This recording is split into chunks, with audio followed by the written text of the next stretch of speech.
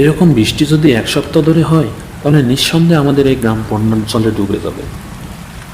আমরা তিনজনে এক প্রকার অসহায় অবস্থায় দেহটিকে রাস্তা থেকে তুলে নিয়ে সোজা চলে যাই গাজীপুরের কবরস্থানে। মুষলধারে বৃষ্টি থামার কোনো নামই নেই। সারা রাত সেই দেহটিকে একটি ছাউনির নিচে রেখে আমরা কাটিয়ে দিই।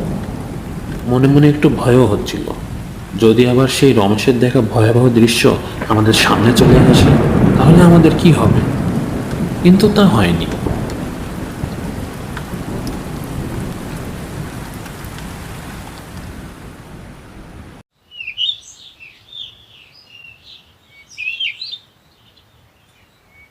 সকাল হতেই কিছু লোকজনের সাহায্য নিয়ে সেই দেহের শেষ কাজ করে আমরা যে যার বাড়ি ফিরে যাই। তারপর বেশ কিছুদিন কেটে যায়। সময়ের সাথে সাথে আমরা তিনজনও সেই ভয়াবহ রাতের কথা ভুলে যাই। এমনই একদিন বিকেলে খেলাধুলা সেরে তিনজনে রতনদার চায়ের দোকানে চা খেতে ঢুকলাম। ওহে রতনদা, দাও তো ঝটপট 3 কাপ চা। আমাদের মতোই জন কয়েক লোক ভিড় জমেছিল রতনদার চায়ের দোকানে। তাদের মধ্যে বেশ অনেকক্ষণ ধরেই একটা বিষয় নিয়ে আলোচনা হয়ে চলেছে। তাদের মধ্যে একজন খ্যানখ্যান গলায় বলে ওঠে, এতটুকু মেয়েটার এবার কি করবে বলো তো?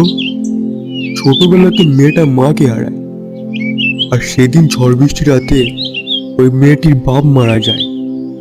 তাও আবার কিরকম ভাগ্যের দোষ দেখো তোমরা সবাই, আজ পড়ে মারা যায়। আমার মতোই হিমেল আর রমেশ কান পেতে তাদের কথা শুনছিল।